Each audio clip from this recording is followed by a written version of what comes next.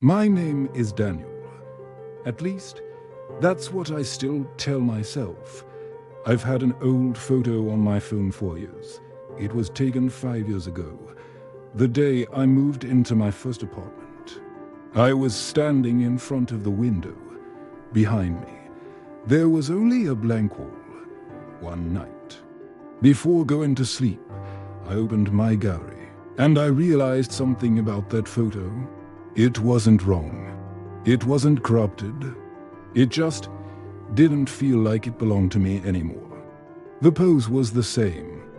The light was the same. But the expression on my face, I didn't remember making it. It looked like I was staring at someone behind me. The next day, I checked the photo again. There was a dark stain in the corner of the wall. Small, unclear. I didn't try to wipe it away, because a thought had already formed in my head. This wasn't the first time it had changed. This was just the first time I had noticed. On the third day, the stain had a shape. Tall, thin, almost human, and something else had changed. In the photo, my head was turned slightly more, as if every day I was slowly looking further back. That's when I understood something that made my chest tighten. The photo was from the past, but whatever was moving inside it was not coming from the future. It was pulling me back toward that moment.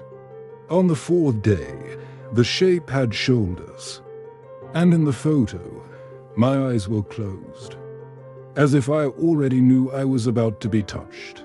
I found the address of that old apartment. I went there. Someone else lived there now. They let me inside. The wall was empty, but the man living there pointed to that exact corner and said, "When we first moved in, there was a man who used to stand right there. For days, he never spoke. He just stared at the window. On the fifth day, I checked the photo again. The shadow was no longer behind me. It was inside me, where my shadow should have been. There was a second, darker shape, and the person in the photo didn't look like me anymore. Calmer, empty. My phone vibrated. No message. But a new line had appeared under the photo. I hadn't written it. "You don't have to remember.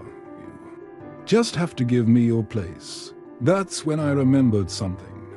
The night I moved into that apartment, I had felt that I wasn't alone.